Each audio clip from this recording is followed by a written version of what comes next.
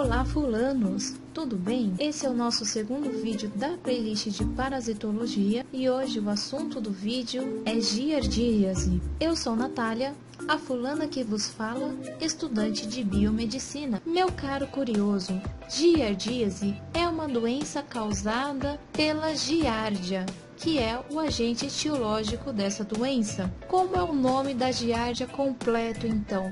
A giardia é apenas um carinha, mas ela tem 3 nomes diferentes. É como eu, Natália, sou Natália e tenho mais 2 apelidos, sei lá quais aí por aí. Então ela pode ser chamada de giardia lamblia, giardia intestinalis e giardia duodenalis. Esses nomes vocês vão acompanhar várias vezes durante a playlist de parasitologia e todos eles vêm do latim. É importante ressaltar que o primeiro nome sempre tem que vir em maiúsculo e o segundo nome sempre em minúsculo. E se você estiver escrevendo o nome de um agente etiológico no computador, tem que colocar em itálico. Se você estiver escrevendo à mão, tem que ser sublinhado. Por que 3 nomes diferentes para um carinha só? Você deve estar se perguntando. Então vamos lá. A giardia, quando foi descoberta, chamaram ela de giardia lamblia. Logo mais descobriram que ela ficava no intestino e resolveram colocar o nome dela de giardia intestinalis. Conforme os estudos foram avançando, eles perceberam que a giardia ficava no duodeno, um lugar específico do intestino. Então colocaram o nome dela de giardia duodenalis. Nenhum desses 3 nomes está errado, mas o giardia lamblia é o mais antigo e o giardia duodenalis é o mais novo. Você pode usar qualquer um que você quiser, mas é importante você saber os 3, porque na sua provinha pode cair qualquer um também. Vamos falar um pouco sobre a morfologia deste carinha aí. Isso que parecem 2 olhinhos aqui para vocês são na verdade 2 núcleos deste nosso amiguinho. Essa boquinha sorrindo de lado na verdade são os corpos parabasais. E aqui essa região que parece uma máscara perto dos olhinhos que são núcleos é o disco ventral. O disco ventral serve para aderir este parasita no seu intestino, no seu duodeno. E esses caras aqui são os flagelos. Então vamos lá. Ele tem um formato piriforme, que significa que ele tem um formato de pera. Use a criatividade agora. Ele tem 4 pares de flagelos. Lembrando que isso que vocês estão vendo na telinha de vocês é o nosso parasito no formato de trofozoito. O que é um trofozoito? É o formato que o parasito fica quando ele está em condições favoráveis e também para sua reprodução. Agora o que nós vamos ver é o cisto deste parasita. O cisto dele é o formato que ele fica quando as condições não são muito favoráveis e também é a forma infectante da doença, o que significa que se você acabar ingerindo um trofozoito, você não vai ficar doente. Mas se você ingerir um cisto,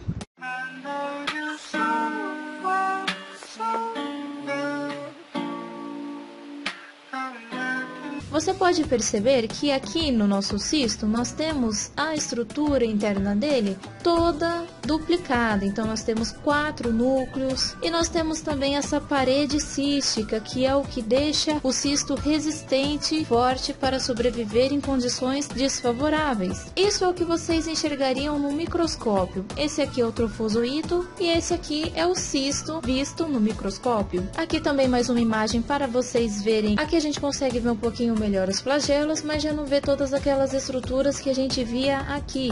Mas é importante você saber que você pode enxergar tudo bem definidinho ou não no microscópio. Vamos falar um pouquinho mais sobre a giardia. O habitat dela, como já foi dito, é no intestino delgado. O disco ventral serve para aderir ao intestino. Ele faz reprodução assexuada por divisão binária. O jeito que ele se transmite, ou seja, a forma de transmissão é fecal-oral, o que significa que o cisto sai nas fezes e pode contaminar alimentos e água que podem ser ingeridas. E os mecanismos de patogenicidade que este parasita usa para ser patogênico é a variação antigênica, ou seja, ele consegue mudar a sua genética para que o nosso sistema imune não consiga identificá-lo. Ele tem a forma de cisto que dá resistência, que é a forma onde ele consegue se disseminar, onde ele consegue infectar. Ele tem o disco ventral, que serve como sucção, que é como ele se adere no intestino delgado, e ele tem moléculas de superfície, que são moléculas, proteínas que ele libera e que acabam irritando e que acabam fazendo mal ao intestino delgado. O que acontece com a sucção no disco ventral? Se ele for em grande quantidade, essa sucção vai fazer como se fosse um revestimento no intestino e não vai permitir que os nutrientes necessários para o nosso organismo sejam absorvidos corretamente. Esse é um dos problemas da giardíase, mas geralmente essa doença é assintomática. Geralmente você pode ter giardíase e não saber.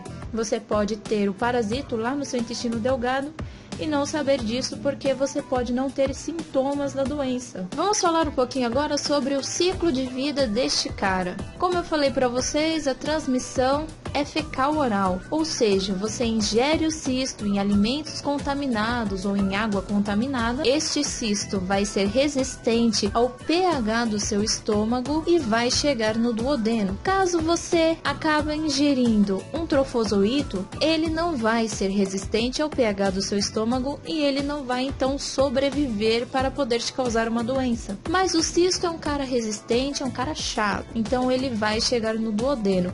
E quando ele chegar aqui em condições favoráveis, ele vai virar trofozoito. E como trofozoito, ele vai se reproduzir e ele pode acabar te dando algum sintoma. Conforme a coisa vai acontecendo, ele vai chegar a sair do seu organismo pelas fezes e neste momento ele pode contaminar novamente alimentos e água. E este então é o ciclo de vida da giardia. Eu espero que vocês tenham gostado. Continuem na playlist para saber mais sobre parasitologia e bora aprender juntos?